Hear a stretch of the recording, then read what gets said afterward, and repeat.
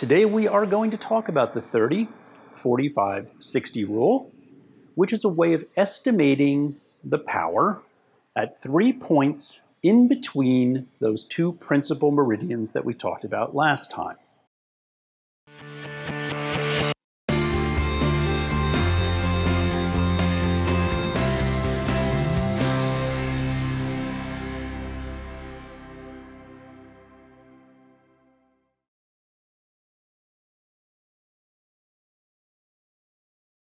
We will grab this lens, our familiar friend, and hit the bench for a moment to review that idea before we head to the whiteboard. Make sure that you have your calculator with you today because you are going to need it. Speaking of review, there will be a little bit of overlap between videos. I will probably touch base just briefly on what we talked about last time before we move on to new material. All learning is the result of building on prior knowledge, so a tiny bit of review is all right. I'm not going to make you crazy with it, trust me. We are all familiar with our friend here, our -5 and our -7 total powers on this lens.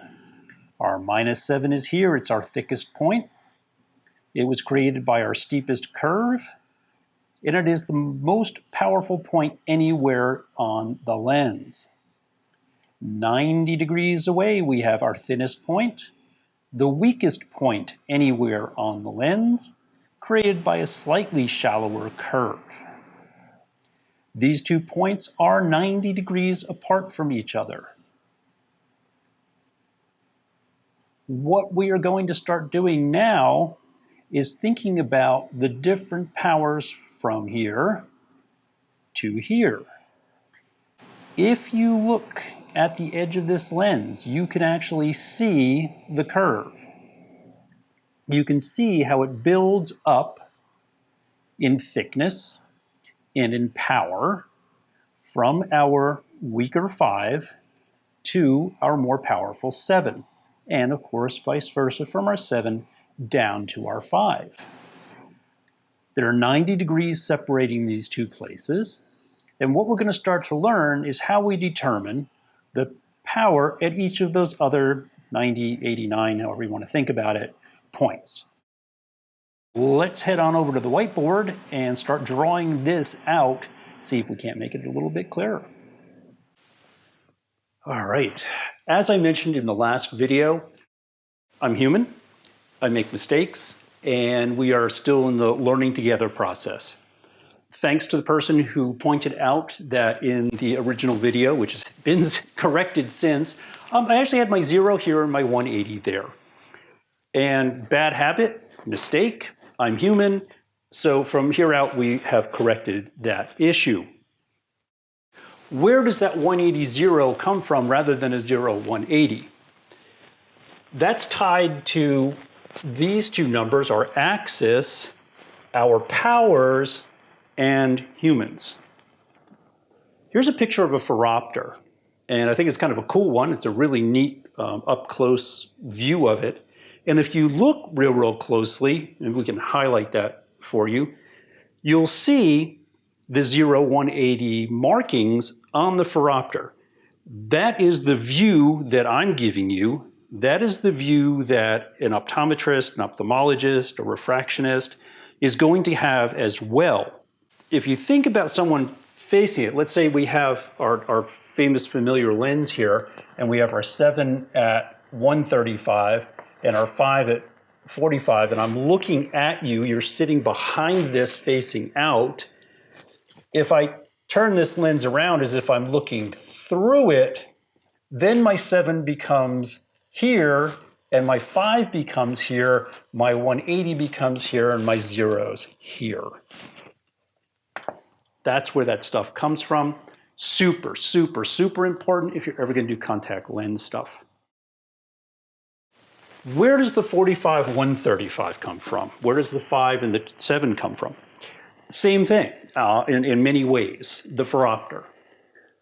If I go to the doc or a practitioner of some kind, and they take my old glasses. They know I have an astigmatism. They know about what prescription I have or an autorefractor or whatever. They have a baseline to work from. They take that phoropter, put it in front of you, and they dial in roughly 45, roughly -5, and roughly -2 cylinder. Gives it a base to start with. And they start turning those dials and switches and moving stuff around. And at some point, they are literally taking this lens and turning it. And at some point, you say, hey, that's it. That's it. Beautiful. Visual acuity is good. Everything's nice and sharp. At that point, they just stop. Okay. And they say, well, great. There we go. Right. For me to see clearly, I need -7 at 135, I need -5 at 45. And because of the shape of my cornea, which is just another lens behind this lens, the way it's shapen, those two combined with all the powers in between are what let me see clearly as an individual. So that's where that stuff comes from. Didn't hope that wasn't too much of a sidestep, but it is important stuff. Remember that at this point, we can think of this as being in front, that marker's about had it, of a human eye.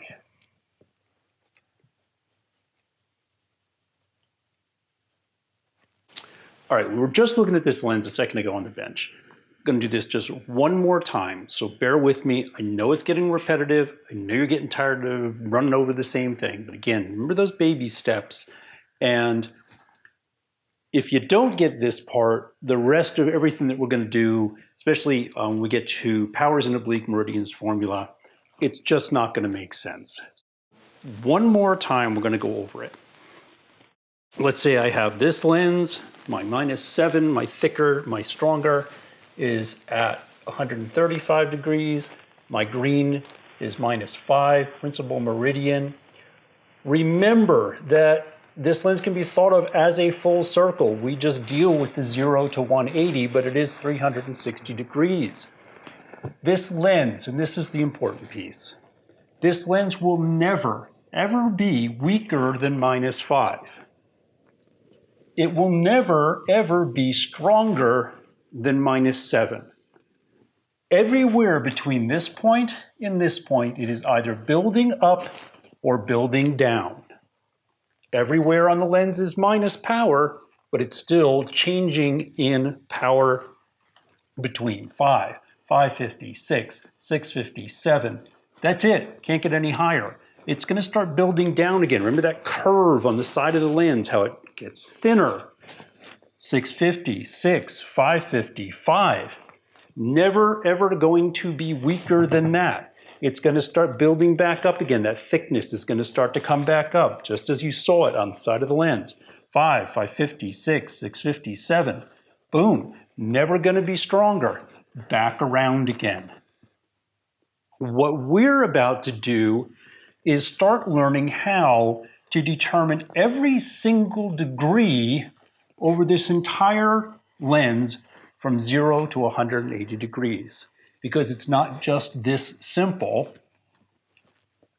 There, 179 possible points there, and each one of them has a slightly bit of different power. A bunch of you are probably sitting out there right now and saying, what is the 30, 45, 60 rule? Tell us, man. Well, here we go. 30, 45, 60.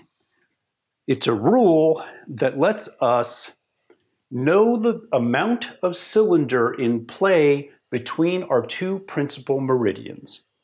Using our friend, the lens here, the one that we've been working with, my red band represents my full power of -7.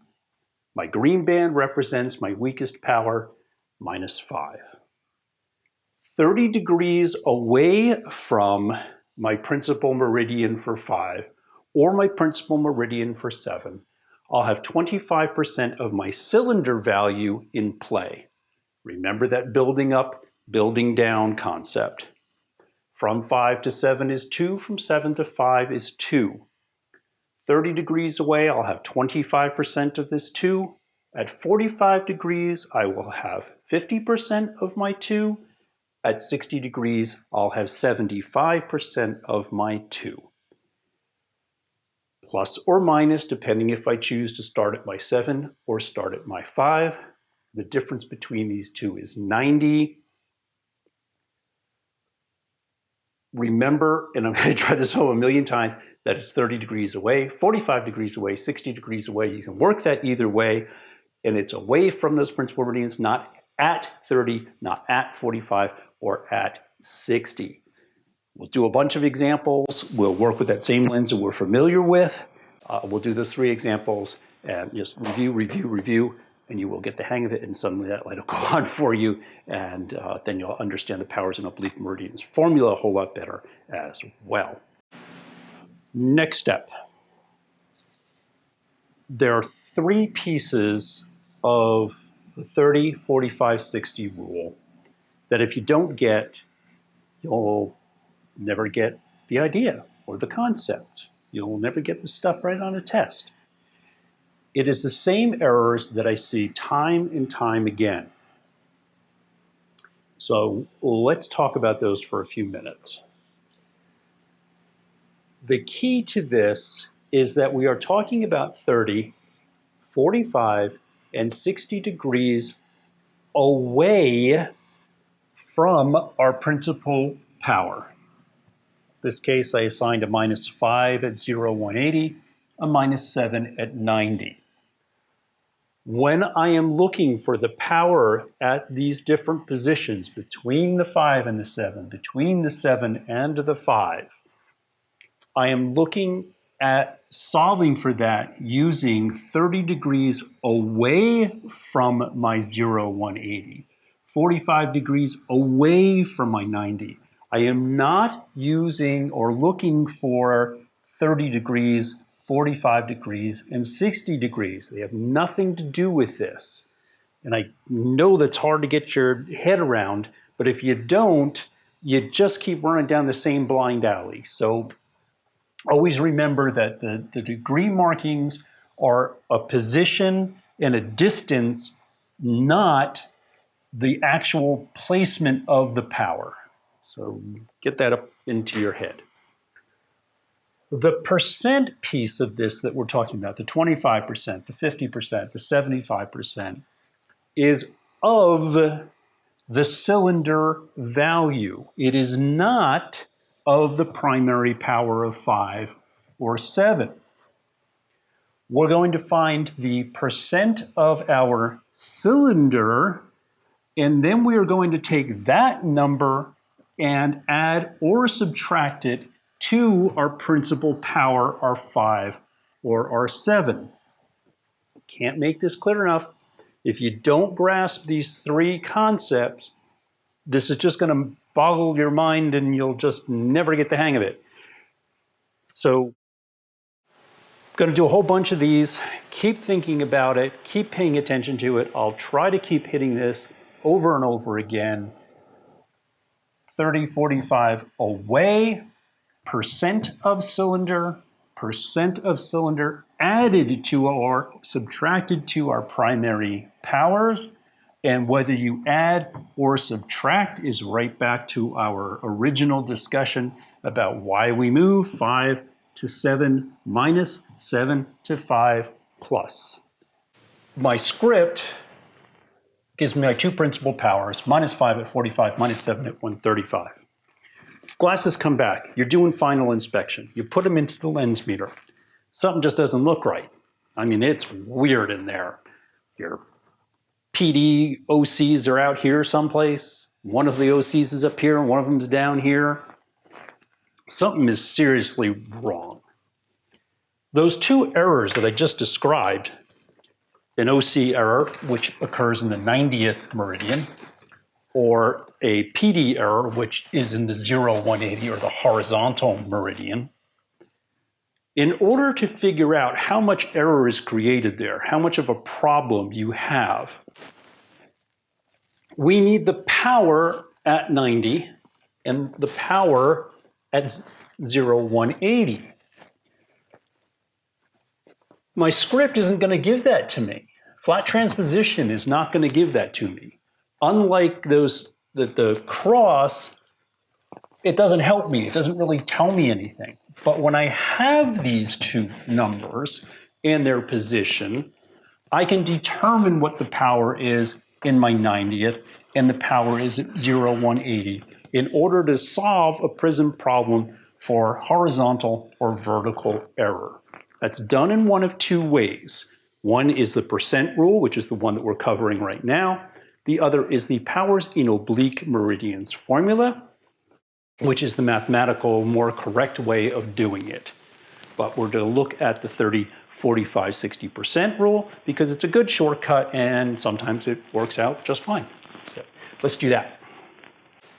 As our first example, let's take an extremely realistic problem. If I gave you a prescription of minus 650, minus 375 at 150 degrees. And I got these glasses back into the lab and I put them into the lens meter and the PD just does not look right. It's wide, it's narrow, whatever it might be. Something just looks fishy. My PD error in a pair of glasses is going to run along the 0, 180 degree line, not 150. I need to know the power at 0, 180. To determine that, I'm going to take my 180, which is the axis that I need, and I'm going to subtract my 150. That gives me a difference of 30 degrees.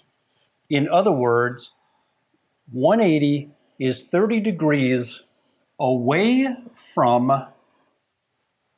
my 150. To find out the power at 180, I'm going to take my cylinder value, which is minus 375. And because I'm looking for the power 30 degrees away, I'm going to take 25% of my cylinder value. Minus 375 times 0.25 gives me minus 0.93. Because I am looking for power,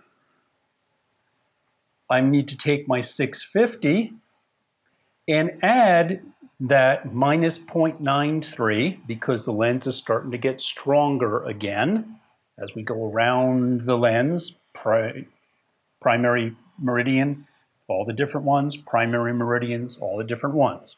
Minus 650 plus minus 0.93 gives me minus 7.43. I have minus 7.43 at 180 degrees in that particular lens. Once I have this, then I could work Prentice's formula and I could start solving for the prism amount. That's a couple of lessons away yet, but that's where we're headed. Let's do a few more of these and see if we can't make that start settling into your head. Example 1. Let's hit example 2.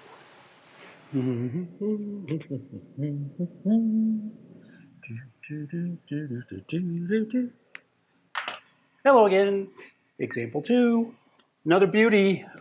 Certainly something you would see on any kind of practice exam, practice for ABO, anything like that. Minus 8 plus 225. Axis 45. Glasses came back. This time it looks like there's an error in the 90th meridian. Vertical imbalance. One OC is up here, one is down here. Something doesn't look right. What am I going to do? I need to solve for the amount of power in the 90th meridian. What do I have? 45. 90 minus 45 is 45. At 45 degrees away from my principal meridian, I have 50% of my cylinder power.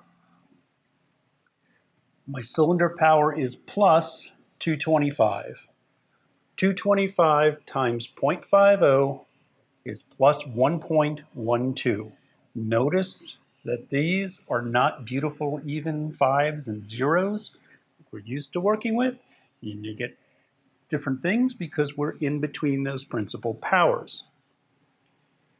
If I have minus 8 and I add to it half of my cylinder value of plus 1.12, I end up at minus 6.88. I have minus 6.88 at 90 degrees in this particular lens. So if I have this and I had an error, I would be able to start working a prism problem. Let's do one more. Example number 3. Again, beautiful, very realistic. A plus 650, a lot of power there, a lot of magnification. Any kind of error made at the lab or in your instructions to them, not going to be a good thing for the person that puts on this pair of glasses. Plus 650 minus 175 sil, and the prescription axis, the only thing we have to work with is 120 degrees. Pop them into the lens meter. Things do not look good. My PD's out here and out here. They're supposed to be here and here. Ruh-roh. I need to know what the power is here before I could use Prentice's formula and work the prism problem. I need 180. I've got 120. 180 is 60 degrees away from what I need. At 60 degrees away, I have 75% of my cylinder. My cylinder is 175 minus 175. Minus 175 times 0.75 is minus 1.31. That is not the number I'm after. The number I am after is my total power combined with the cylinder amount 60 degrees away. Plus 650 plus minus 1.31 is a plus 5.19. At 180 degrees in this one particular lens with this power, I have 5.19. That is how you work that 30, 45, 60 rule. I'm not sure there's really a whole lot more to do there. Plenty of other examples on the Optician Works website. I think we're just going to move on. We're going to be starting to hit the powers and oblique meridians formula because you know what? It doesn't always work out so conveniently that everything is just 30, 45, or 60 degrees away. Since you have 90 to work with, obviously there's quite a few points in between there. We'll talk real briefly about using the percent rule for that. Not a great idea. This really is shortcut stuff for your ABO test or guesstimates. We'll look at that real quick, and then we'll look at the powers in oblique meridians formula, which is the cool one. See you next week.